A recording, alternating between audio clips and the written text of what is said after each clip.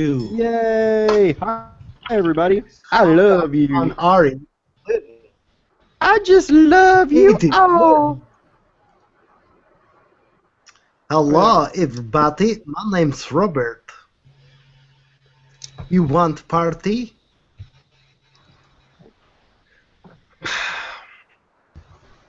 I'm getting my 88 key controller tomorrow, which is cool because I haven't had a keyboard in a long time. My keyboard broke it.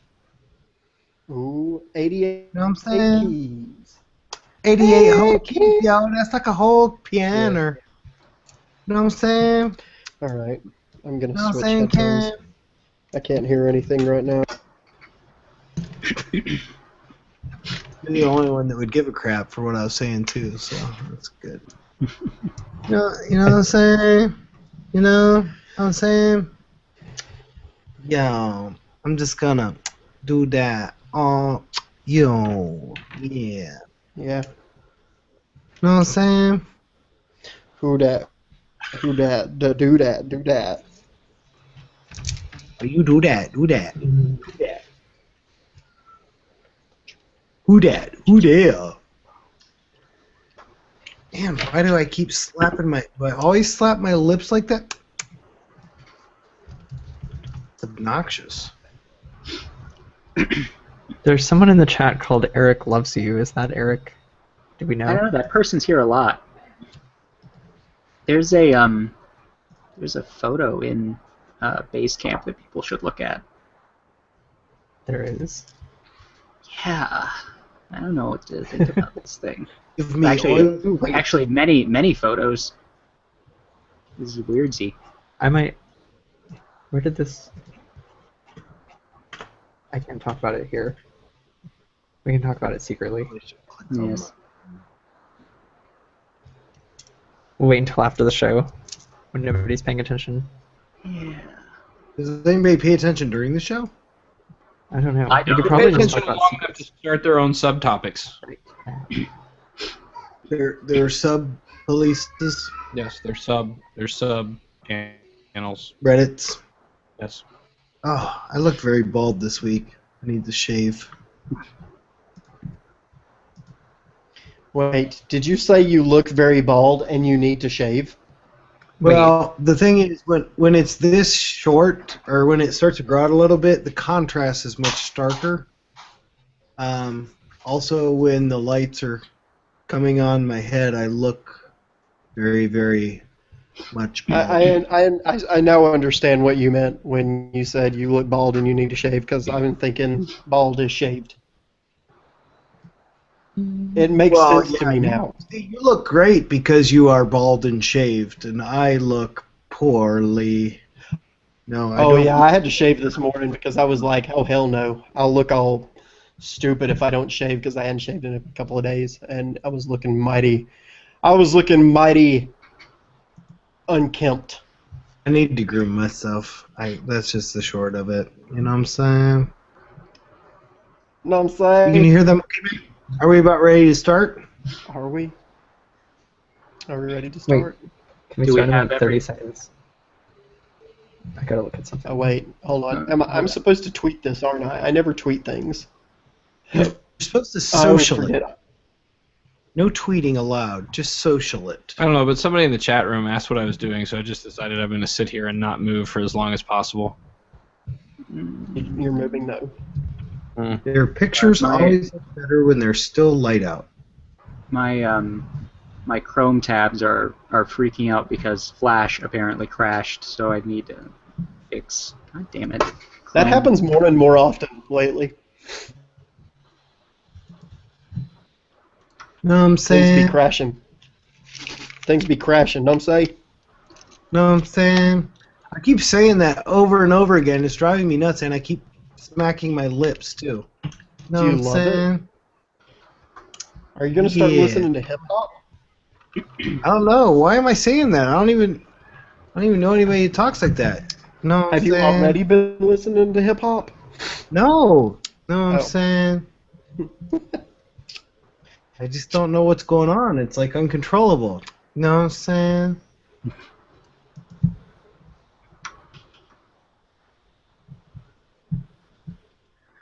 Oh, fluffy buttercup.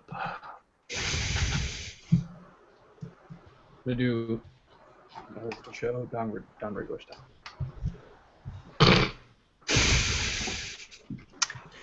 Yeah. Ladies and gentlemen, welcome to the Android Police Podcast. Your weekly audio podcast of Android and police. No police here, actually. Just, There was that 1 week. There was 1 week, but 1 week there was then we police got rid here. of him. But it was We guest. did. It was guest we did police. have- Police. We had a police. We had a policeman. He was a policeman. Okay, so AP Bob. Maybe AP Bob used to be. I'm not gonna read that Mullins in the chat room. That was close. Yeah, he almost got me there. I'm pretty sure you've said at least 20 things worse than that on this show. I've said At minimum. really. We've done 120 shows, so if you think about it, the ratio is not that high. That's why I say it at minimum. Okay. I only remember the last 15 or so. Shut up. 15. Android at night. Android we should, Criminal Ring blog. Do we have everything? Does anybody want to do the VR thing or no? Don't. Nobody wants to talk about that. Okay, kill it. The Xiaomi thing. Anybody interested? If not, we should just kill it because we're already 12 minutes late. Yeah, I would be interested in coming to the U.S., but it's not. It's not. Yeah, you'll have to import it and. We do have lots of user stuff here. There was like 3 emails that came or Yeah, 3 see- voice. Yeah, and see, then we have. I was just Good. looking. We have plenty of stuff to talk about. We don't need to talk about things that nobody cares about. I don't know, but what this camera thing that David was all excited about, I don't understand that. We kill that too. I say kill it and then start the show. Boom. So right, at some let's point. Okay. I was going to say at some point we should purposely invite all the AP team members and have the AP party cast. Yeah, that would be. They were invited fabulous. tonight unintentionally, so if they choose to drop in, then they're welcome. If they choose to drop in, we'll just do roulette topics like we did that one time, Yes, that sounds great. which means that Cam gets to talk about everything.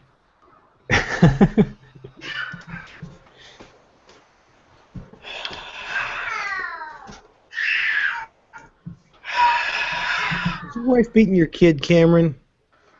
No, he decided to push a balance ball through here, and it was going there. That's why I had to shut my camera off real quick so I could run and grab him. And now he's really upset because he didn't get to finish pushing the balance ball across the room. Right. He's deciding to be 2. My son's going through this right now. He is very, very much being 2 at this moment. Yeah. Yep. My son's the same.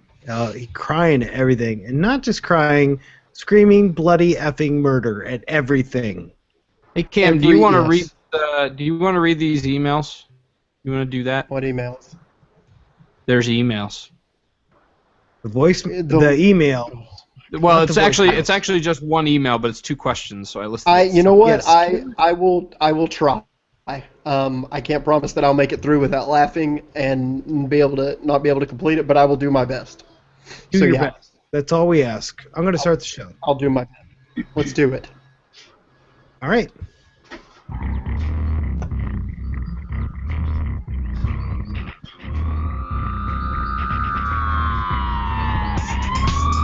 Welcome to the Android Police Podcast, your weekly audio source for all things Android. It is Thursday, July 24th, 2014. I'm your host, Matthew Smith. I'm Cameron Summerson. I'm Liam Spradlin. I'm Ryan Whitwam. I'm the guy pressing buttons. My name is Bob Severance. Welcome to the show. Welcome. Welcome, That's right. everyone. Get a little bit of a late start thanks to some Google Plus shenanigans and whatnot. So let's get things kicked off quickly with a little bit of rumor roundup.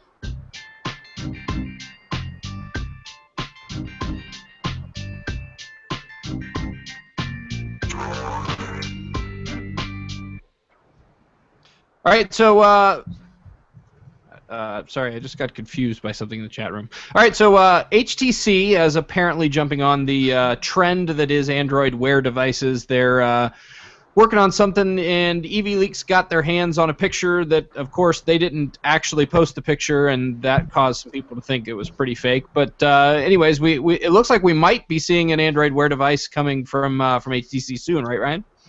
Yeah, so the picture, everybody thought this can't possibly be right because it has what is clearly a very HT Sense style UI, and we know that Android Wear devices aren't customizable like that. So everybody called fake on that, but AV-Leaks explained that it is a rendering based on a picture that he got and could not post. So they just put something on the screen, apparently just to have some fun with it, but probably they shouldn't have done that because it just confused everybody. But the device itself, it's a small-ish square smartwatch. It has a metal band in the picture. And then I think a few days later there was a design video that HTC posted for unrelated reasons, and there may or may not have been a smartwatch in the shot on somebody's desk. So, I mean, it's pretty sure thing at this point that they're going to do some kind of smartwatch. We don't know if it'll look exactly like this though. Well, my computer apparently has completely frozen up, so I guess I'm just going to kind of wing it from here. All right, just wing it from here, Matt. We're going to wing it. Just wing it, bro. There's topics over here. Well, actually, I can see the topics. Oh, so I then think don't I'm wing okay. it. Just go. All right, let's go code Google. All right, let's do that. Seems like a logical choice.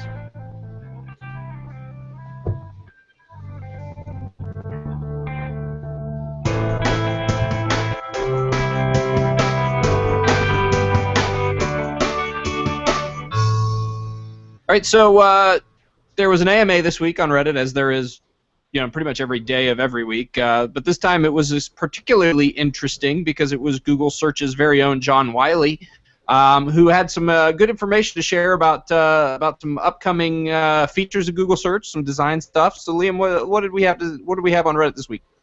Yeah, so John Wiley is the principal designer for Google Search, and he went on Reddit to do an AMA, which he did.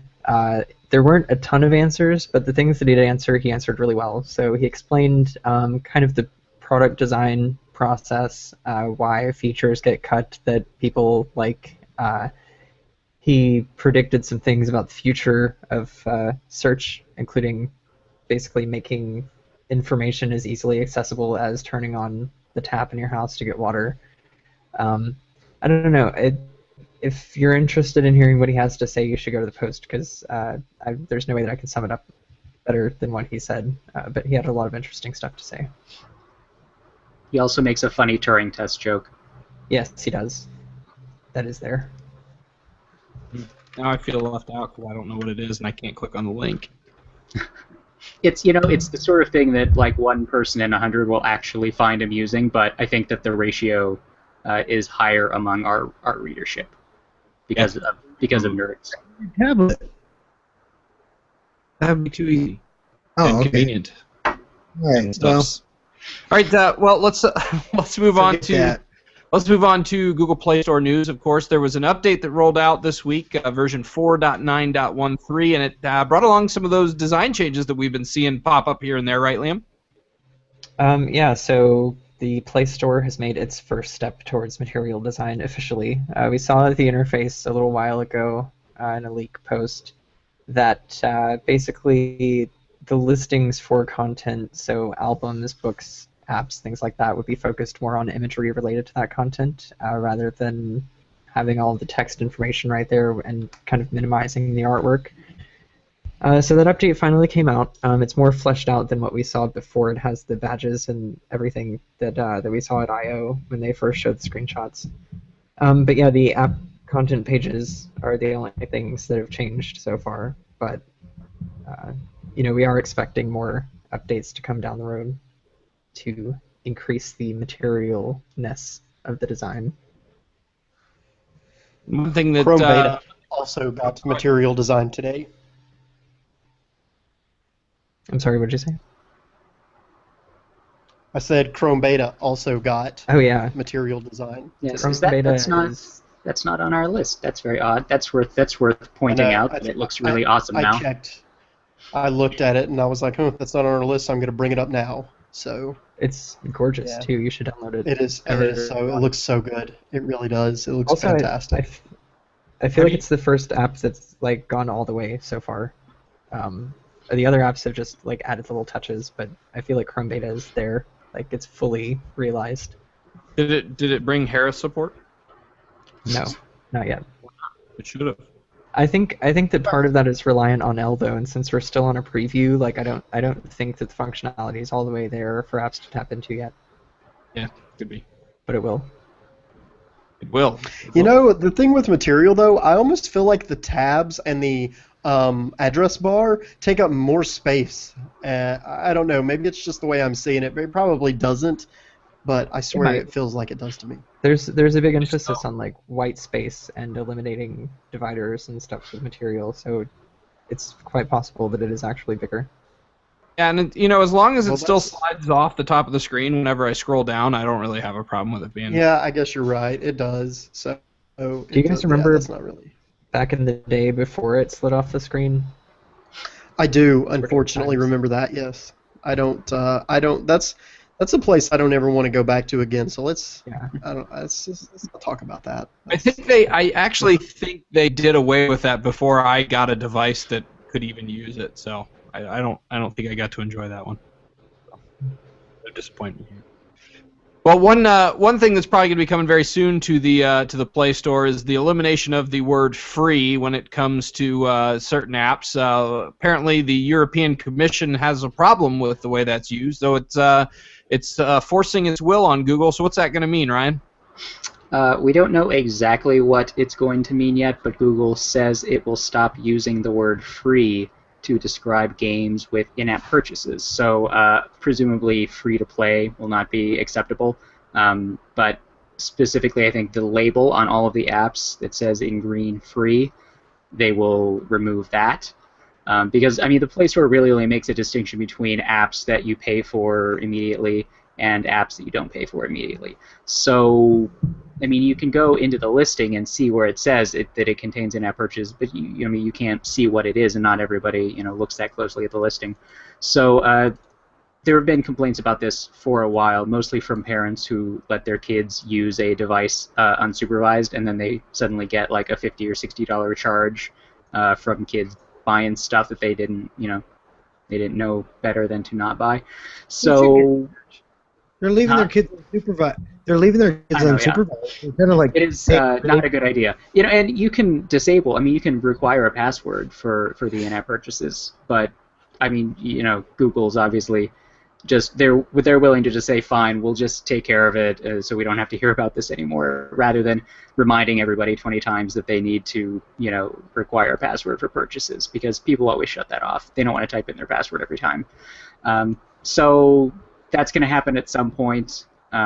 We don't know exactly what they're going to do, and if that's going to affect the Play Store everywhere or just in Europe. Another interesting little thing was that they started highlighting some apps that don't necessarily need an internet connection, which might be especially interesting to you, Ryan, because I know you were kind of a little bit upset about Modern Combat 5 because it yes. causing you issues. But it's not good. Yeah, so I guess this is for people who are going on an airplane or something. That'd be my guess, right, Kim?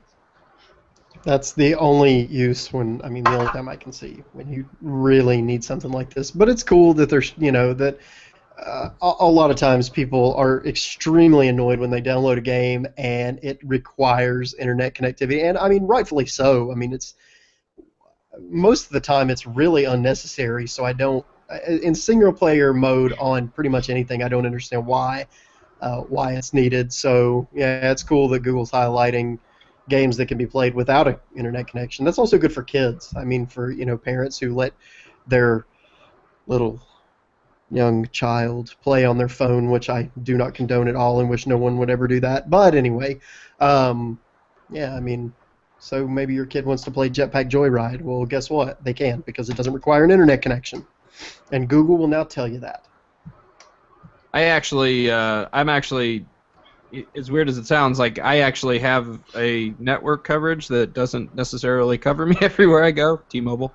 And I actually like to know that I've got some games handily available that don't require an internet connection for that reason. Cause Yeah, I mean, depending where you are, I mean, all carriers have some degree of issue, like inside buildings. So if you're someplace where you have a really crummy connection and you drop down to 2G, you know, that might be the same as like not having connectivity for a few seconds as far as one of these games is concerned. And I know, I mean, certainly, you know, Modern Combat 5 is super touchy about it. I mean, as soon as it has some sort of connectivity issue with the server, it just immediately stops everything. So, you know, I mean, there's, you know, more than, I guess, you know, it's more than just like when you're on an airplane. There are times when your internet connection is just crummy. What were you playing Modern Combat on? Nexus 7.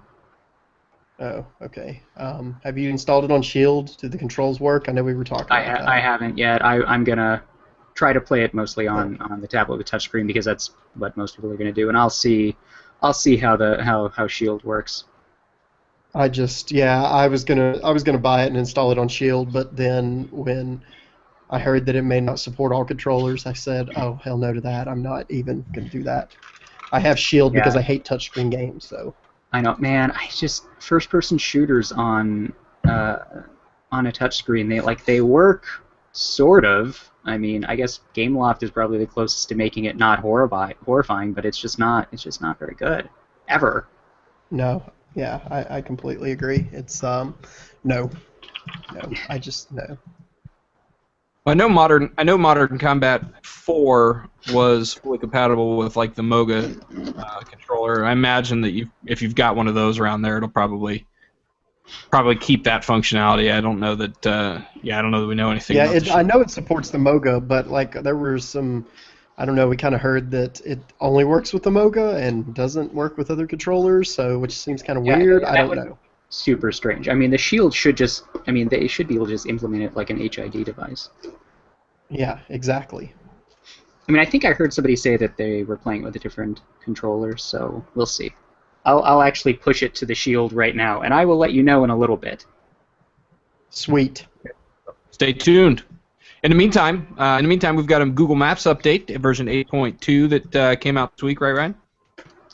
Yes, so they added a couple of interesting things. If you ride your bike around, they have a new feature where when you get directions for biking, it'll actually show you the elevation, so you know not only how far you're going, but how high you're going to have to climb up hills. And there is a voice command feature built into navigation mode now. It's a little bit of a pain to activate. You have to actually touch the screen. You can't. There's just no voice command to turn it on. But then you can ask things like, you know, how long until I get to where I'm going. You know, mute voice actions or mute voice guidance, show traffic, and things like that. But it's really touchy about what you can say. So this is clearly a work in progress feature. But it's cool. I mean, we have a video up on the post if you want to see Artem struggling to use his phone, which is always fun. Yeah. All right. So in addition to the Google Maps update, we also saw the official introduction of a brand new Explore Nearby screen, which gives us some additional advanced nearby functionality. Right, Liam? Yes. So we saw this turned on for a couple of people before, but Google officially announced it, and it's still on rollout. I actually don't have it yet, but they introduced new Explore Nearby functionality, which they already had an Explore feature, but it wasn't really that discoverable, and it wasn't really as good as this. But now it has its own button on the main view of the app, so you can either look around where you actually are or go somewhere else and look there.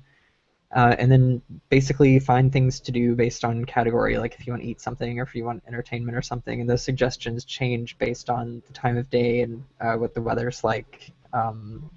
So yeah, it seems like a pretty smart offering. It seems like Google wants to give Maps like actual destinations that people will open the app for besides navigation, which is cool. So that should be turning on. It's a server-side thing, so they've got to switch it on for your account, but it should be rolling out right now.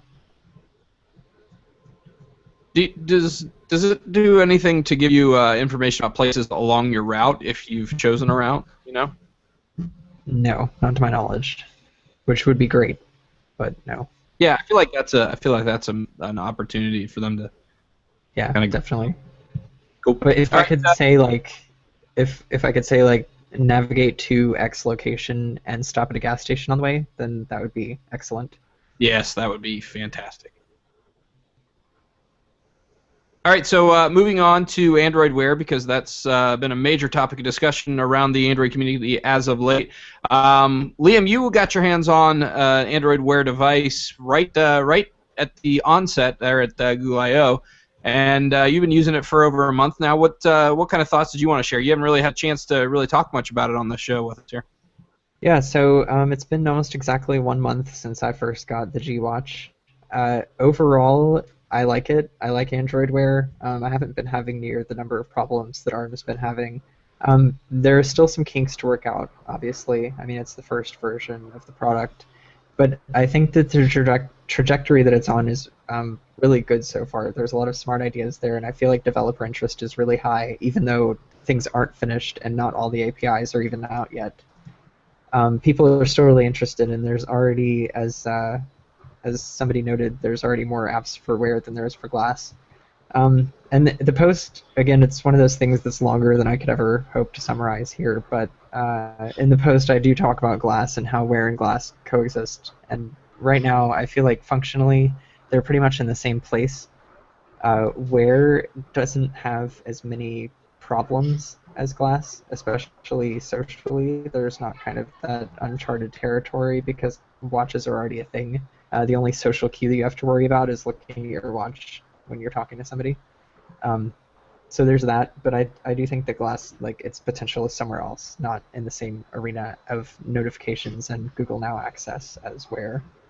But yeah, check out the post if you are interested in more editorial coverage of Wear. I know everybody's been talking about it, but I've got a few words to say about it too. All right, so amongst your fellow bloggers that were at the Google I/O keynote and got their hands on some early Android Wear devices, it appears as though there's been a little bit of an outcry from folks who have been sorely needing, or perhaps even unable to use their Wear devices without having an extra charger, which currently isn't available from anybody or anywhere or anything. So Ryan, what's going on with that? So the G Watch and the Gear Life both have their own charging cradles. Of course, we've talked about the Gear Live before because it apparently is kind of prone to breaking in some instances. It's that thing that clips on the back and nobody really likes it. And then the G Watch has a little magnetic dock thing, which is actually pretty neat. The problem, though, is if either of those breaks, there's no way to get another one. They only come bundled with the watch. So, I mean, if you contact LG or Samsung, they'll just tell you, sorry, check back later, maybe we'll have them. Samsung has actually said they will sell just the charging cradle soon, but they didn't give any specific dates or anything. So, I mean, if something goes wrong with your charger, if you bought it from Google Play, I imagine if you contact Google, they'll swap the whole thing. If you bought it elsewhere, you might have issues. All right, and of course the Android Wear device that everybody is still kind of waiting for, the Moto 360. We found out a little bit of news regarding a sensor that's going to be on that device that we don't see on any of the current Android Wear devices, right, Ryan? Yeah, it's going to have an ambient light sensor, which would not be news for any Android device except for the fact that the G Watch and the Gear Live do not have a light sensor. So you have to manually change the brightness each time you go outside. Because I mean, at anything but full brightness, you really can't see them well enough to even read the time. So when the 360 comes out, according to a video that TechCrunch did, a Motorola employee says it'll have an ambient light sensor built in, so it'll automatically change brightness. The video is almost a month old, so it's kind of odd that nobody picked up on that because it is a pretty important distinction between the devices we have now and what the 360 will do. Yeah, and actually, with the way they changed kind of the automatic brightness settings in the L release, I think that not only will it be there, it'll actually probably work better than most people's phones when it releases.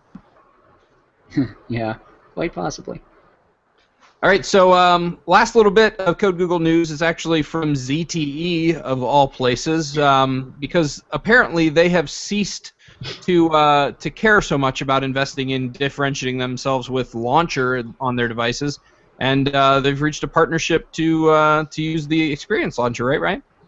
Yeah, so if you buy ZTE's upcoming devices, then it will just use the Google Now launcher, the same thing that's in the Play Store for Nexus and GPE devices.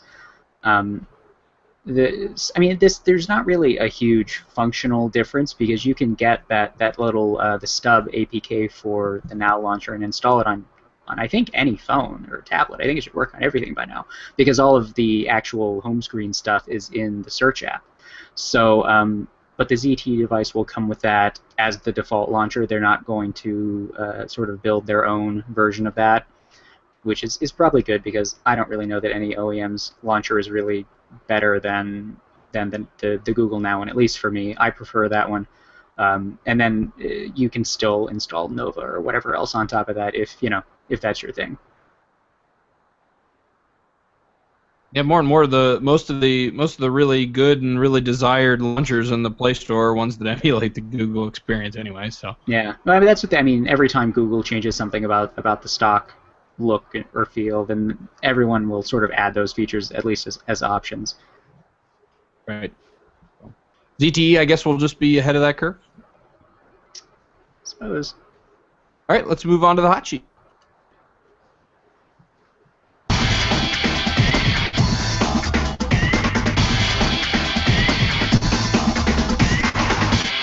All right, so NVIDIA has finally made the Shield tablet official. We've seen plenty of information leak out over the last couple of weeks. So, Cam, is there anything new that we don't know? What were your kind of first impressions after the announcement? So, well, I went last week to see Shield tablet in person. Couldn't talk about it before, obviously, because the news had not been announced yet. And I love it. I think it's badass. It's a beautiful harmony of the Shield portable and Tegra Note, the Tegra Note devices. So it has the controller that's super similar to Shield portable, and it has the stylus and direct stylus capabilities from Tegra Note. So it's both of them. 8-inch display, so it's a perfect size. It's 1920 by 1200, which I know some people are kind of scoffing at, which I find to be incredibly stupid because it's an 8-inch display. So, 2560 by 1600 or whatever is nice, but I don't feel like it's necessary. 1080p on an 8-inch display. 1080p on a 60-inch is basically okay. So why do you need more than that on an 8? Anyway, I don't want to get off on that rant. But Tegra K1, stupid fast. It's so fast, it's insane. But anyway, so good pricing too. $299 for the 16 gig model, which is Wi-Fi only.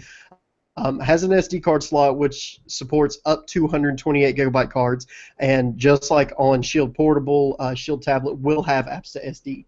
So pretty much the majority of games can be pushed to the SD card to kind of leave some space on the internal storage. The 32 gig model is interesting because there is no 32 gig Wi-Fi model. There's only a 32 gig model with LTE, and it's $400, so it's $100 more. I don't know if I actually said that the 16 gig was only $299 just a minute ago, but anyway. So it's $100 more, 32 gigs of storage and LTE connectivity. I don't think they've actually announced the carrier compatibility yet, but there's like a 99.9% chance it's just going to be AT&T and T-Mobile. It has console mode, just like Shield. It's got HDMI out.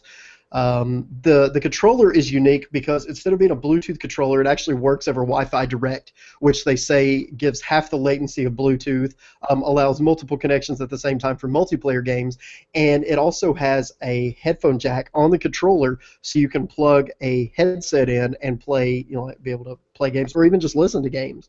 Listen to the audio instead of being tethered to the tablet. You're actually just tethered to the controller, so you could do it like that and play in console mode if you wanted. Which is pretty cool. It has built-in Twitch streaming with shadow play, so the front-facing camera actually turns on while you're playing if you decide you want to stream your game to Twitch, and it shows a little thumbnail in the bottom right corner. It's pretty sick. I mean, the whole thing is just, it's really well thought out, really clean. I can't wait to actually check it out for more than the limited amount of time that I got to see it during the hands-on. But yeah, I'm really, really excited for this.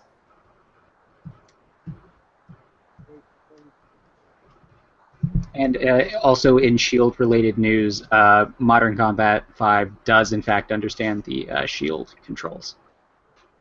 That is fantastic news. So I'm going to install it then. It's instantly more playable than it is on a touchscreen. Still kind of wonky because mobile shooter, but better. I got it. Yeah. Much better, I imagine. You mentioned the use of Twitch on it with the front-facing camera. It's probably also worth mentioning, since this kind of broke after the podcast outline went up, that the official offer has been made on Twitch, right? You guys see that? What happened? Google now officially is buying Twitch. Like, we knew that it was going to happen. I remember. But yeah. They haven't announced neither party has announced the deal yet, though, right? Like, it's official, but nobody said anything quite yet. Yeah, see, unfortunately, I saw it before the computer locked up, and now I don't have any way to click on it. I think, our post says that VentureBeat is reporting that the deal is done, but nobody has officially said, yes, this is a thing that we're buying. Gotcha. Much. All right, so I see. Yeah, that's $1 billion. Okay. I was just gonna say, I think somebody needs to take. Wasn't it the Flintstones movie where they did the dance? Tweet it. Somebody needs to take that, edit it, put it into something Google related. I think that'd be funny. Do it. Yeah, the only thing that I even know, I'll be honest with you, I'm not a big gamer, but the only thing I ever even really knew about Twitch before this was that there was somebody on there who got up and walked away after collecting money for being crippled or something on Twitch, and then there was somebody else who got their house raided by the police while they were on Twitch. So that's the only thing I know. I don't know why it serves any purpose other than to embarrass those two individuals.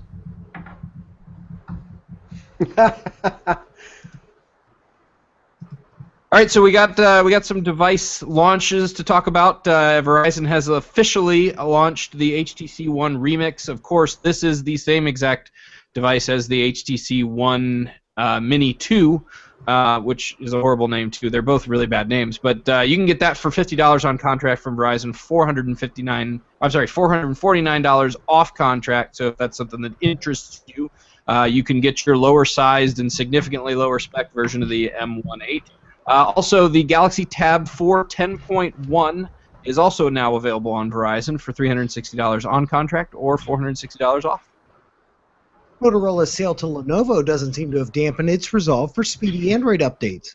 After upgrading the 2013 Droid line to the latest version of KitKat earlier this week, it looks like the Moto X and the Verizon-only version of the Moto G are getting ready for the same treatment. So we've been sent alerts that some users are seeing an invite to a soak test for Android 4.4.4, which means that a full rollout is probably a few weeks away. So we'll keep you posted. Check the website out for more details.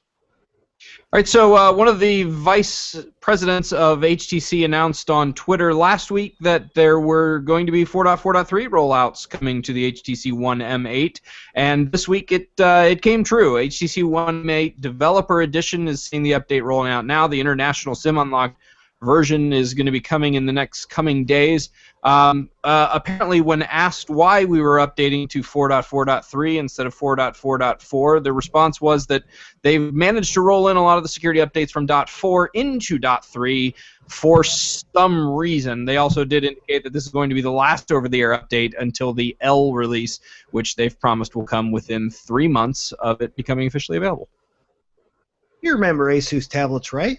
Well, they are still releasing tablets on a regular basis, most of them in the mid-range. But one premium device for the Transformer family is the TF701T. It's getting an update this week, starting at 4.4.2. It looks to be a staged rollout, so if you've got the TF701T Asus Transformer tablet, you can keep checking back for an upgrade to 4.4.2. It looks like it's rolling out now.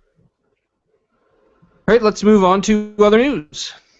It's time for other news. It's the news other than what we've been talking about already. Ryan, do you have some other news for us this week? I do. I have one news for you. One other And news? it's yes, one we have one other news if you want to be formal about it. It's about Sapphire. Right? Ooh. Yeah. So everybody has heard the rumors probably that Apple is going to use sapphire glass on the next iPhone. Well, Kyocera is apparently taking advantage of the keyword buzz around that to announce that it is going to be making sapphire screens for smartphones. Kyocera might be best known to Android people for creating really awful smartphones, but they actually do other things. It's a big company that does a lot of material science stuff. So sapphire glass, it's basically a laboratory-created sapphire that just doesn't have any of the impurities that make sapphires colorful. So the advantage, obviously, is that sapphire is super, super strong. It's hard to scratch and hard to crack. It's the third strongest naturally occurring mineral overall. The second of things that are common. Diamond, obviously, is the hardest. So supposedly Kyocera will start making these. They didn't say if it's going to be for a specific device that they're making, but I from the language it sounded like they're just going to be making the screens as like a supplier. So hopefully Android devices will start coming with more durable screens. We can get away from the Gorilla Glass and hopefully not break phones anymore. I wonder if they're going to release the glass screen protectors that they have these days. I'd like to see like a sapphire screen that I could put over my screen. That would be interesting. I mean, it would probably be pretty expensive to do that because when you produce sapphire in the lab, you get just like a gigantic chunk of it, and then you have to shave it down to make the glass for a device. You can't just like make the glass and have it already be a sheet. So Apple supposedly has some sort of laser-based cutting process that they've patented that is going to allow them to do it. I don't know how Kyocera is going to do it, but I mean, I imagine it will probably still be pretty expensive. Gotcha. So they can't just use one of those like wire egg slicers and just do it that way. Maybe if it were made out of lasers, maybe that's how Apple's doing it. That'd be pretty cool. Mini-me, stop pumping the laser. I guess to be clear, if it was easily cut, it wouldn't be so desirable because it wouldn't be so scratch resistant, right? Yeah, probably. That's the obvious takeaway. All right, so let's move on to listener emails. We got an email this week that had a couple questions in it. So Cam, if you want to fire away. You asked me to read these. I was thinking voicemails for some reason. That's why I thought it was going to be funny, but then I realized that it's not transcribed. It's an email. I was wondering. I mean, it might still be funny. I don't know. I haven't read this. So, yes. Is this two different emails, or is this the same email? One email, two questions. No cups. One email, two questions. So it's no cups involved. So, okay. Could the implementation of access to raw image data open up for far better camera apps? As I understand it, the problem today is that devs are only given an image. Only given an image already software processed by Google. But by allowing direct access to this raw data, would this mean that I could see far better images from my Nexus 5, since hopefully other companies' devs are better at post-processing images than Google?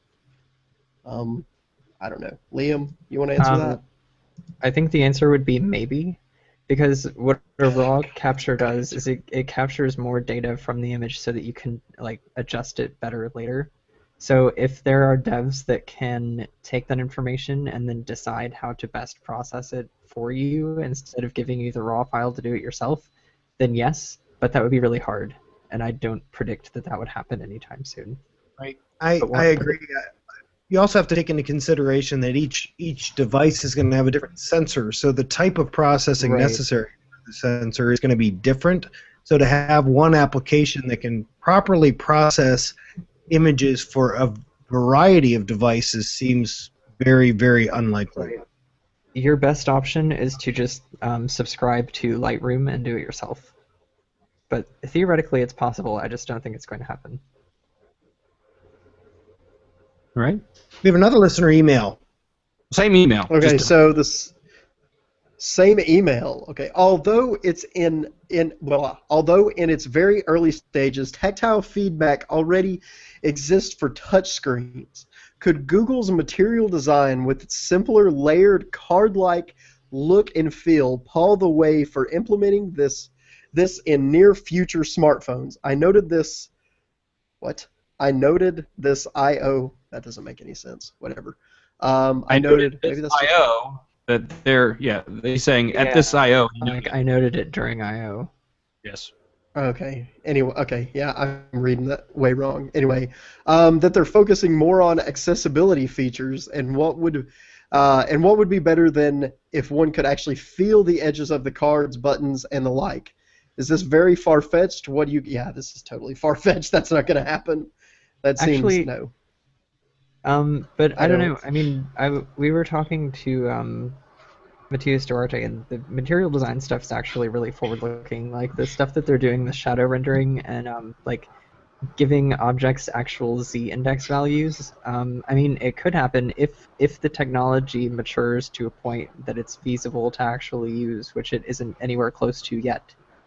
But they are at least thinking about future technologies with the new design.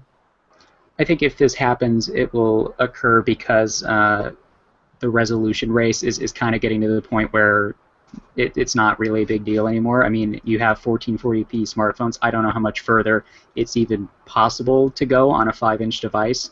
I mean, and at a certain point, no one's going to be able to make an argument for having a higher resolution screen on a phone. Yeah. I mean, I know LG is trying to say that 1440p is noticeably different, and maybe it is, but I mean, there's going to come a day where like it just doesn't matter. Every phone is going to be sufficiently high resolution, and you don't have to worry about it. So maybe something like this that offers a completely different experience with the screen will be something that manufacturers will want to push. Right.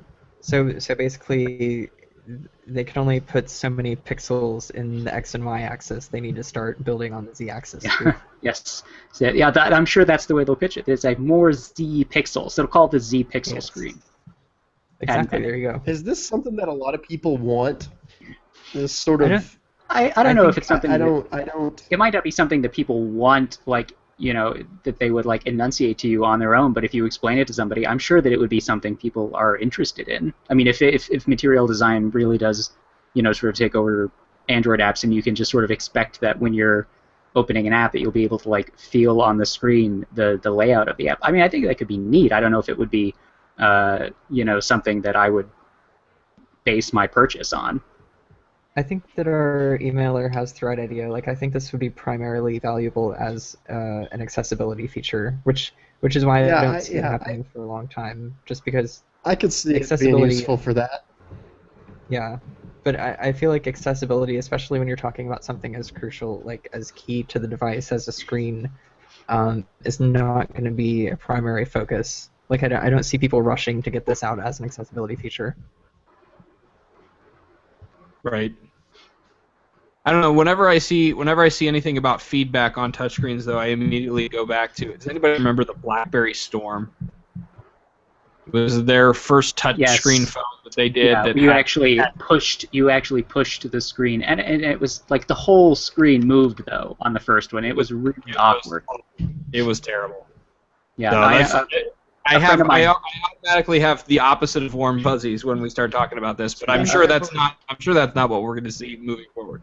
Yeah, a friend of mine had one of those. It was an atrocious phone. The second one was the first one was especially bad. It actually only had one like click in the center of the screen, so the whole screen moved. Yeah, The second one actually had 4 corners, like so each corner clicked. Yeah, the screen kind of flexed a little bit in that one.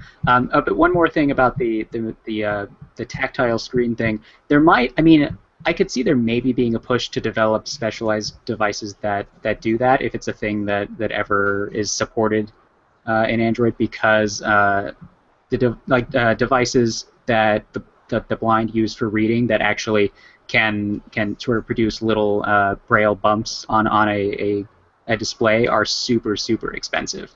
So if there was a way to do this with Android, even if it were a single device that you paid $500 or $1,000 for, that would still be a lot cheaper than the devices that people have to buy right now. It would also be interesting because apps could be localized in Braille, so instead of, like, it wouldn't be showing regular letters, it would be producing Braille on the screen. Also, imagine the battery life of something like that.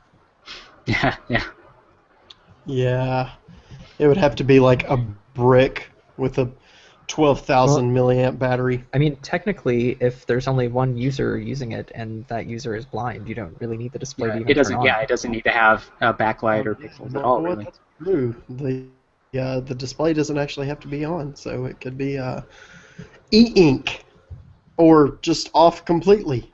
There you go. All right, so we go ahead. We had some voicemails this week, Matt. Voicemails. Yes. Would you like to? We go through a tradition each week. We actually got 4 transcriptions this week. 4 of them. Mm-hmm. So we're going to start off with our first voicemail of the week. This came from the 682, yo. That's an area code. Hello, AD. This is the bottom responding to Jesus as well as 9. Bob the $1 guy. I just finished listening to your podcast, and he had a problem with listening to audio, whether it be from an MP3 file or videos stored on Samsung Galaxy Note 2. I used to own Defense Galaxy Note 2. Currently, I'm using a budget. But anyway, all of that, the relevant.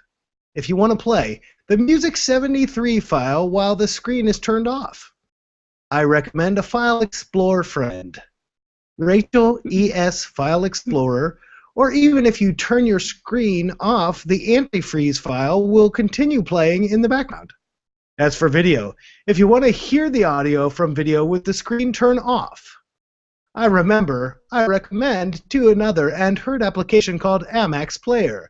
It's a video player, and in the preferences, there is an option you have to take after installing called Play Audio in the background, even when the screen is off. Check that box, and it's on the small. I hope I helped. Bob and his Tel Rack.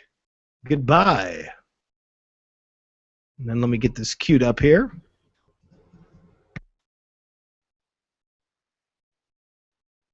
By the way, he was actually responding to a question from Piper the DJ last week, right? And was calling Piper Bob, but that's okay. I'm Bob. He's Piper. Here's the. But you're both DJs. We are both DJs. That's a true statement. Hello, AD. This is Stefan responding to. Jesus Christ, what was his name? Bob, the towel rack guy. I just finished listening to your podcast, and he had a problem with listening to audio, whether it be from an MP3 file or videos stored on a Samsung Galaxy Note 2. I used to own a Samsung Galaxy Note 2. Currently I'm using a Moto G.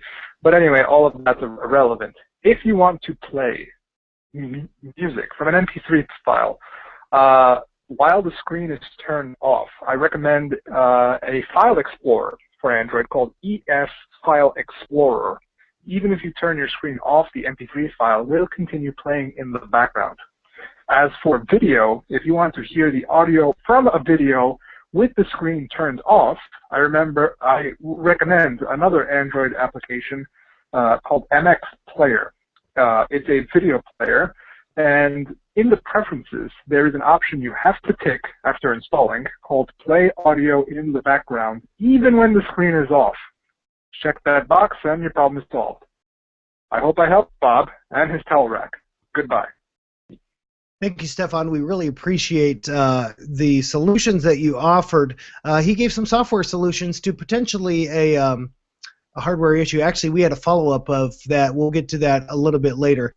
But if you just didn't catch that, ES File Explorer has the option to play MP3s with the screen turned off, and also MX Video Player for videos will allow you to play the audio for videos when your screen is turned off as well. Our next voicemail. Hello, 8P. This week I'm going to give transcription of Run for This Money with 3 calls. First one is in response to last week's question. If you were member, 494 is having problems with certain types of MP3 files. This is coming out of the Samsung camp. Further investigations proven that touch width. I was not like variable bet rates or VBER. By default, many encoding programs utilize this application. If you recall your MP3 toward constant bitrate, it will work. 5 the problem. This, Indian of page 1. All right. Hello, AP. This week, I'm going to give transcription a run for its money with 3 calls. The first one is in response to last week's question. If you'll remember, 4.4 is having problems with certain types of MP3 files. This is coming out of the Samsung camp. Further investigation has proven that TouchWiz does not like variable bitrate, or VBR. By default, many encoding programs utilize this application. If you recompress your MP3 to a constant bitrate, it will nullify the problem. This is the end of page 1. You know, it's funny. As I'm listening to this, you'll hear this in each of the 3 voicemails from Piper this week. This is the end of page 1. It reminds me of, I'm probably a little older than you guys, but when we were kids, we had the, it is now time to turn over the record, or the turn over the cassette. Please, turn over the cassette now. We used to have these books on tape, or, you know, hear the beat to turn the page. It's just funny. Anyway, yes, that was, I believe, one of our suggestions last week, is that the encoding settings of your MP3 file may not be compatible with the phone, and we suggested try to re-encode. So obviously, variable bitrate is a check mark in your encoding of an MP3 file. So I think we kind of hit that one. We didn't have the exact cause, but we knew it lied in the encoding. So that's pretty cool. Page 2. This is the second email. Page 2 is in response to my second question, cools and governors take care of. Name background processes concerning your device when both screens on and off, but all customer. Mom's 3 governors the same way. There are many people that are out there. Willing to assess your next yes developers .com and configuring not only governors, but also custom corals that are available. Yes, is the end of page 2. Page 2 is in response to my second question. Kernels and governors take care of many background processes concerning your device when both screen is on and off. Not all custom ROMs treat governors the same way. There are many people that are out there willing to assist on xda-developers.com in configuring not only governors, but also custom kernels that are available. This is the end of page 2. Anybody have any take on that one?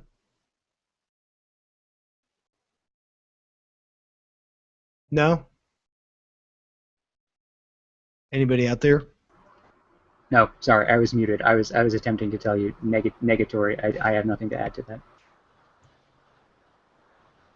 I have to be honest with you, and maybe this shows my ignorance. What the hell was he talking about? Anyone? Bueller? He was talking about kernels. Kernels? Yes. Kernels. Governors? Well, the governor is what it controls the CPU speed. So if it's your phone's asleep, it's cranked down. Aha. So yeah, people mess around with that. People like to mess around with those. To supercharge your performance, right?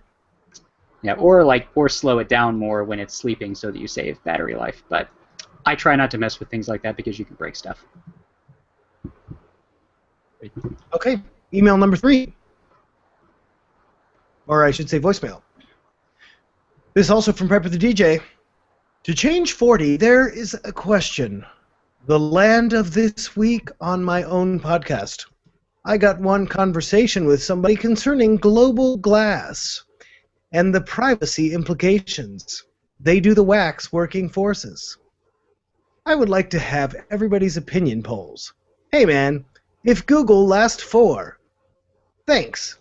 We'll make it to the consumer market, giving transcription a run for its money every week, and I'm on the air. I'm tired of the day. Good night. I too am tired of the day. Yes, Bring on the It night. actually works in a weird way. let's take a listen. Page 3 is a question. Earlier this week, on my own podcast, I got into a conversation with somebody concerning Google Glass and the privacy implications that either lacks or enforces. I would like to have everybody's opinion, and if Google Glass will eventually make it to the consumer market, giving transcription a run for its money for every week that I'm on the air. I'm Piper the DJ. Good night. I didn't hear him say I'm tired of the day, but I like it. I am tired of the day. So good night, everyone. What are our thoughts? Google Glass coming to market? Yay, nay? I think they'll release it Eventually. Whether the question is whether it will come to market at all. Is that correct? Basically, That was my yeah. understanding, I mean, yeah. it's- Just general thoughts. Yes. I think it's probably still a long way off. You're the only one of us that actually has Google Glass. Okay. So what would you say a long way? I mean, are we talking 2 years, 3 years? Is the technology still remain to be that's going to make this thing worthwhile? People at Google keep saying different things. Like at the beginning of this year, they said by the end of this year, but last year they said by the beginning of this year. So it's definitely not ready yet at all. It's not even close. Maybe in a year, maybe in 2 years. I don't know how much longer they can possibly. I think it'll be after. I think it'll be after a pretty significant redesign, at least on the hardware. I mean, yeah, I was about to say they're going to have to gotta push. They're going to have to push like a new version with updated internals because the one that's out now is still running on an ancient OMAP. It's essentially a Galaxy Nexus shrunken down. They did a hardware revision with more RAM, but I mean, they've said already that this is the one that exists now is the ugliest version that they'll ever make. So their aspirations for the industrial design are a lot. Aspiration. I mean, shouldn't you never plan on making an uglier version than the one you've got? Well, yeah, okay, that's fair. But I'm just saying their goal, their ultimate aspiration is to make it a lot prettier by the time it releases. So. Yeah.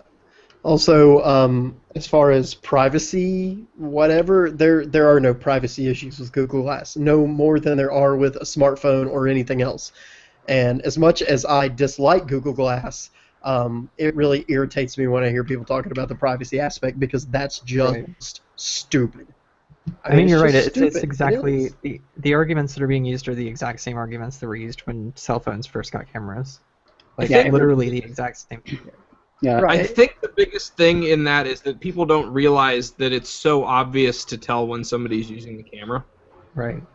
And that's something I always have to tell people if people ask me about it is I'm just like, hey, see how this light is turned on? You can see when I'm doing stuff.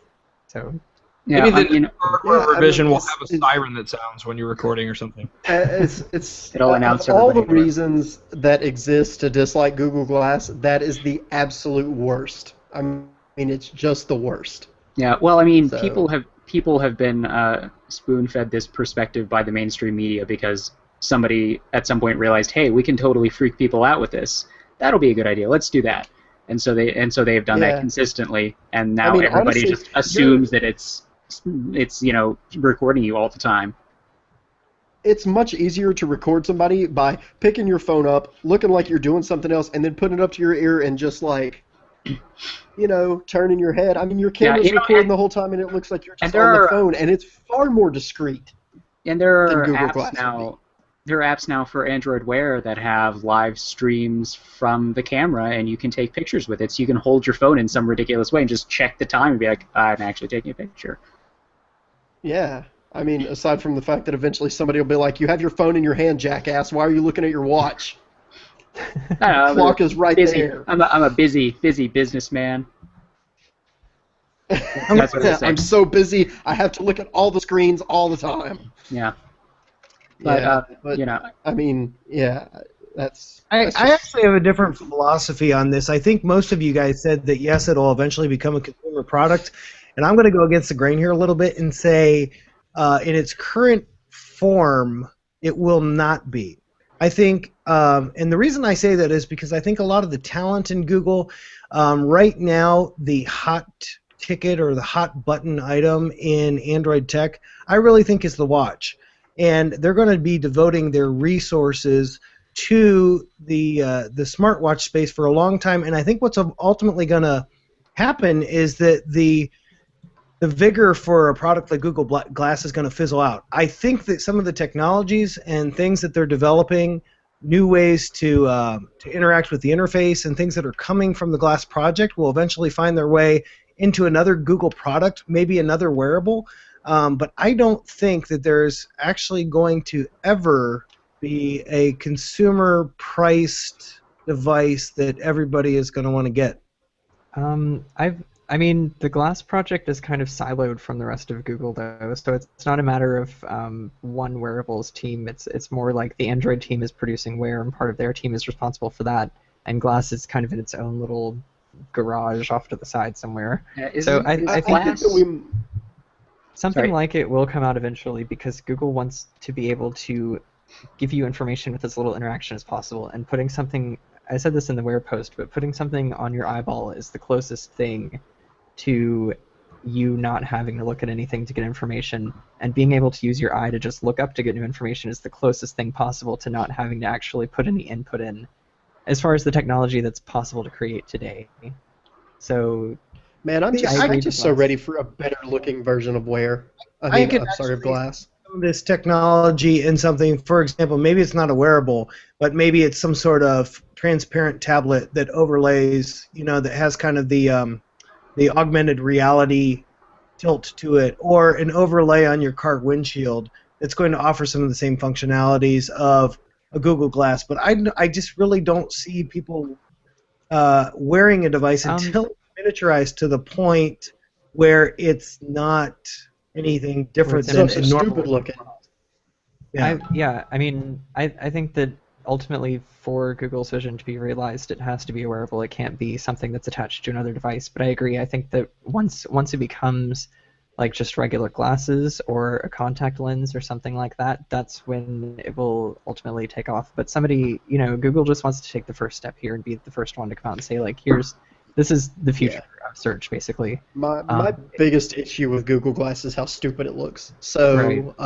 It's such an eyesore. Beyond an eyesore, and it's just dorky looking. I can't stand it. If they did streamline it to where, it was just like literally my lens, and I could still see straight through it. And I think the important thing with something like that would be, though, I only want to be able to see it. I don't want people to be able to look at my lens and see what I'm looking at on the other side. So that's, because, I know Bob mentioned like a full windshield display in a car, and that would be kick-ass, but, again, I don't want other people to see what I'm looking at because, I don't know, that's nobody else's business what I'm looking at. It's actually not hard at all to do. I don't know if you've ever heard of a device they use oftentimes in the theater and in motion pictures. It's called a scrim. And it's where if light's projected from one side, it reflects off, but then it doesn't reflect on the other side. It's a similar concept to a one-way mirror.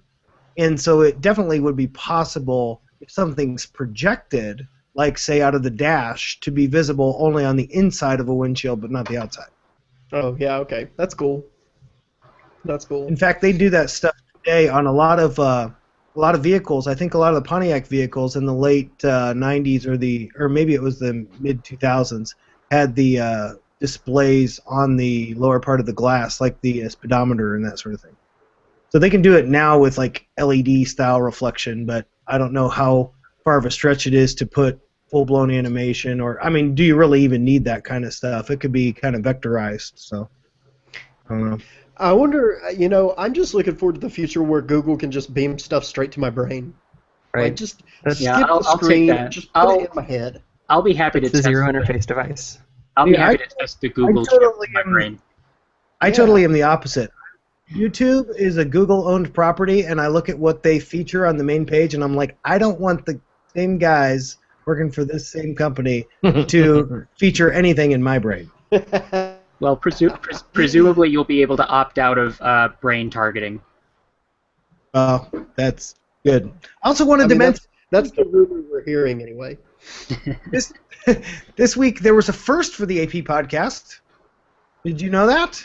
We got our first SMS text message that was actually intended for us. Now we Wow. get them all the time that are not intended for us. Maybe We I think do our get 'em number, a lot. old number. Hey Joey, I'm selling the boat. If you want to go out one last time. Oh my God! I forgot about the one about the boat. Yeah. That one was so And then there was good. one about Burning Man. There was one about Burning Man. Yeah. Your mom's going on vacation, and I know you're going to Burning Man, so we need to talk about the financial situation. Yes, but outside of that, actually, that was a voicemail, not an SMS, but we got an SMS that was actually directed towards us. And it said, I'm going to text the podcast during the show just to see if they say anything about it. Bam! We said it now in the chat room. Oh, Who are you? look. It's from the moving forward. Yeah, you can leave us a voicemail, you can text us, or you can send us an email. I'm not sure why you'd rather text than send an email, but what? If that's your flavor, then I support it. This is what I want you to do. I want everybody who is a regular in the chat room to text us a selfie so we know what you all look like. It doesn't. You know what we look like. It's only fair. Does Google Voice do? Does Doesn't. Google Voice do that? Yeah, it doesn't. Yeah, okay. Don't do that. No, it's a picture. Text No, us. they- Text okay, us then- a link to an Imager post of yourself. That's what I was gonna say. Yeah, do that. So because we all then we can be friends. Because I can't be friends with people that don't have faces. So Right. Need a face. It's a rule. And if you It's a don't rule have a that I made face, for myself. then I'm sorry. By the way, it was Brian. If Oh, I knew it was Brian because Yeah. it was from the 419. Yeah, I was like, wait a second, 419. I know where that is. This is Brian. Bam, yeah, Brian. if you don't have a face, I feel bad for you, son. I've got 99 problems, but not having a face ain't one. I don't. All right. So By the way, anybody who has a pocket on the chest of their shirt can easily record anything that anybody else is doing just by putting their phone in that pocket. yes, they're also known as chest. It's really something extremely similar and extremely simple and inconspicuous. Like, I can take pictures from my watch, and nobody Man, really. yeah, seriously. If I wanted to spy on somebody, take videos and pictures, Google Glass would be the last damn way I'd do it. Yeah, look. Yeah, you can The Verge did buy. Sorry, I was just gonna say you can buy spy cameras everywhere that are much Right. easier to use than Google Glass. The Verge did a video feature on spying on people and actually had a camera that looked like a button on a shirt. So there's tons of stuff out there that does a Absolutely. better job.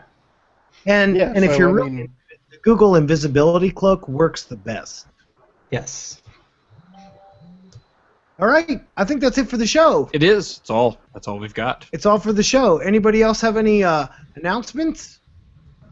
Episode 120. All right, 120. Yay.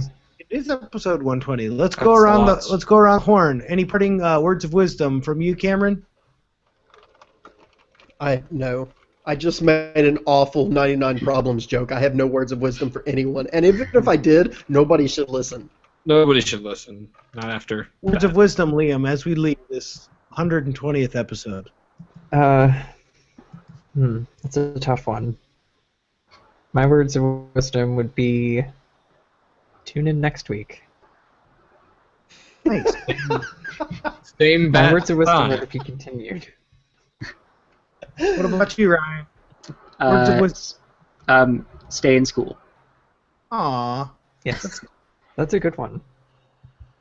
But I mean, if you don't go to school, then I guess you could just stay at work.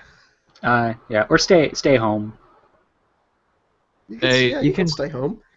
I mean, can be at for school us, in that's spirit. the same thing. Stay home and stay at work. It's like Yeah. it's the same thing. And unfortunately, Matt and I don't qualify because we live in Ohio, so therefore we're not wise. I have words of wisdom. You do? Yes. If your ice cream melts and you refreeze it, it won't be as good. That's a good. Okay.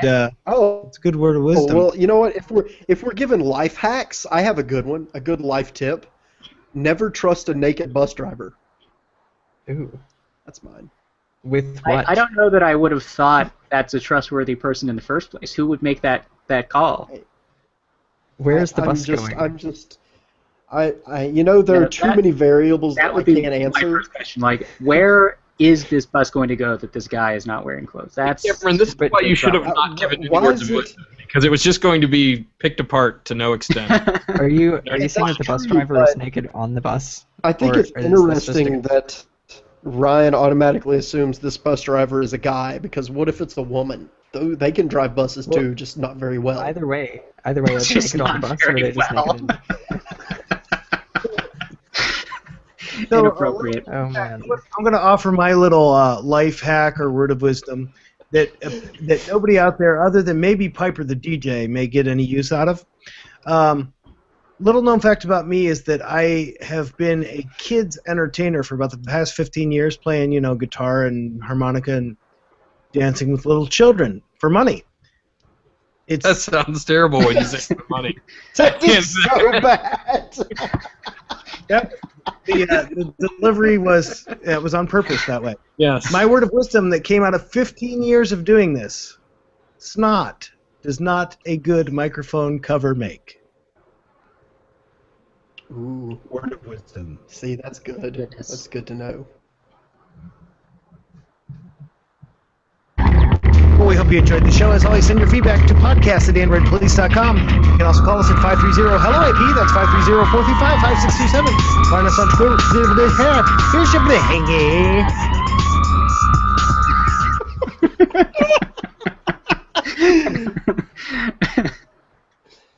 I suspect, Liam, that a KFC McTaco would probably have a hamburger patty instead of a taco shell. What do There'd you probably be bacon in there too. There would definitely be bacon. Rub some bacon on it. Dancing with little If children. you liked it, Sounds like you should have rubbed the bacon on it. Is that right? Don't Did I actually do put it bacon right? on the actual taco. Just rub the bacon on the side and then throw it away. Rub some bacon on it. KidsPartyDude.com. That's right. I'm the kids' party dude. KidsPartyDude.com. Oh my God, So- this is really your site. Are there videos of you being an entertainer? No videos. There's not a demo reel? I need a demo reel. There are some pictures. The funny thing is he actually did all of this stuff at my wedding reception too.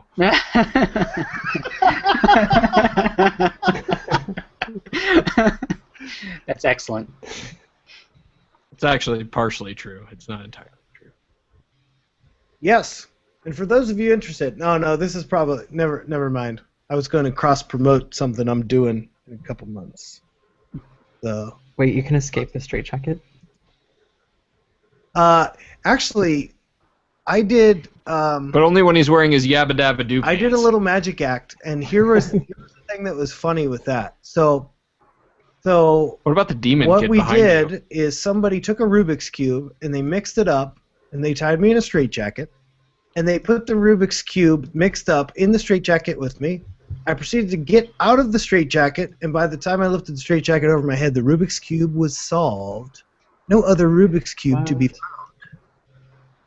Is this intriguing? If not confusing? Yes. I'm still concerned about the demon. However, I'm more intrigued by the wig in the fourth picture from the last, Oh, what are we looking at now? because it's fantastic. The wig in the Rockin' You Bob appear to be picture. playing music. The Rockin' Bob. Yeah, so I would have probably been singing old time rock and roll, and I kind of sang it with yeah, Cleveland, Like Rocky when you sang it. Yeah, I If sounded you- like If you grew your beard out and dyed it pink, you could totally pull off Dimebag Darrell with that wig. I mean, I love seriously. the fact. That I love the wig fact is. Mullins is dissecting all of the copy that I wrote for myself on the entire website.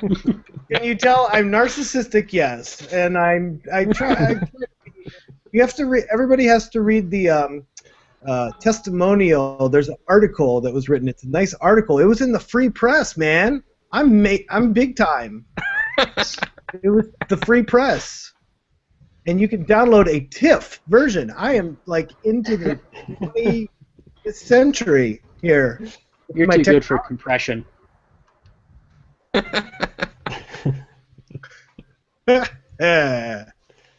I did not pull the stickers off and rearrange them.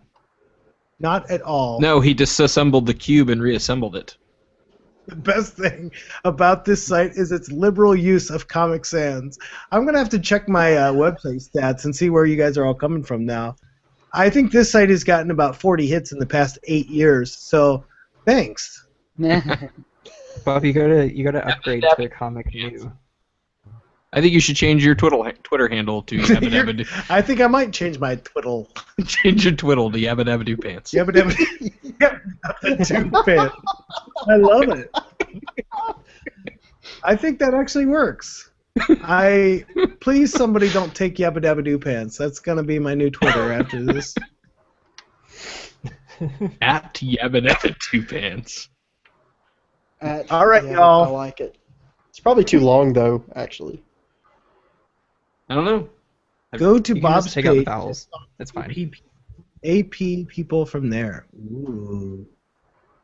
Wait, Ooh, why do you have to stalk AP people from there? I mean, we all have public profiles all over.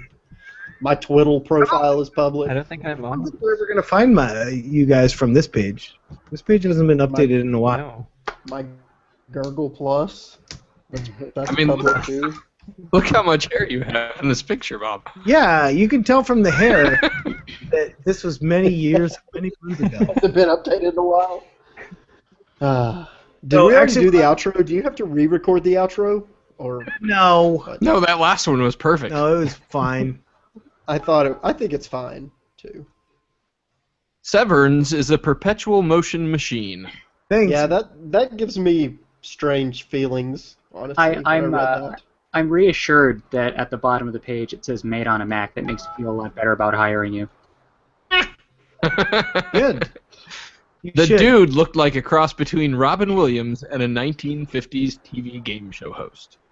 I wouldn't consider that a compliment, honestly. Is that a selling point? I just And the reason because he had coke lines on his face and his fly was open. perfect. You're coming to my next party. Thanks. Thanks. What are some frequently asked questions?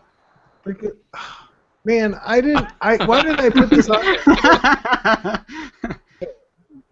This is a man's lame attempt at trying to make some money to like pay the bills. In the past week, I have been hired to clean off a computer, sing at a 70-year-old's birthday party Frank Sinatra songs, do a wedding, and what else? There was something else. Anyway, Favors. yeah, favors. Bob, why did you not tell us about all this when we were planning the AP Turducken meetup party? Oh, it was going to be a surprise. Oh, you were He was just gonna gonna show up show in a up straight jacket and With the wig, and he was going to start singing Frank Sinatra songs.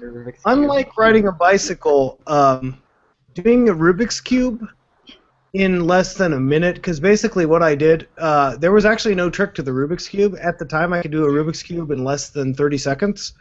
And so I just did it while I had the thing over my head and looked like I was really struggling. But I couldn't do it now. Unlike riding a bike, you forget how to He's all been the he's special been moves. struggling with that thing over his head for the last 30 minutes. 30 seconds, not You 30 should minutes. you should have like entered a contest or something. I feel like that's pretty fast. The fastest cubing at the time was like 10 or 15 seconds, I think. Hey, Competitive that's cubing. like 50%. You could easily train down to 15 seconds. Yeah, once to get that fast, you actually have to like make special like you have to recreate the cubes yourself and stuff to like reduce friction and all that. And I'm like, Are you allowed to break the record with a non-standard cube though? Doesn't the International Rubik's Cube Committee frown on that sort of thing? They actually have different. They actually have they different speed grips. cubing cubes that you can purchase that are sanctioned by whatever governing body does that. They Nice. actually have speed cubing grips that you can get. Have you seen those? No, but now They're replacement stickers that are grippier so that you can cube faster. I have seen the Android powered machine that solves it on its own, and it's something like 4 seconds. It's crazy. So anyway, I remember seeing a Lego Mindstorm one. oh, maybe that's what I'm thinking of. Yeah, Lego remember Mindstorm. that. Okay. Yeah, pretty cool. Anyway, I gotta go. Yeah, All right, I should go as well. Cubes. Yeah, I'm gonna go buy some speed cubes and see how that goes. I'm gonna have to be very careful about the search results, though. That sounds like it could get risky. Eat cubes and butt surfers. That's what I'm gonna do. These cubes, yeah. I'll see you guys It later. could get, Yeah. could get interesting. Hmm. Woo. All right, I'm out. Peace. Do you do this by yourself, or do you bring someone along to help you at parties? I do it by myself. In fact, yeah. People think that a child's entertainer, Matt, is a babysitter. That's can see not that. true. You show up and the parents just disappear back to. Oh yeah, back room where I they- had lots of parties where I'd show up by myself, and I would be stuck with a room full of 46-year-olds for about 2 hours.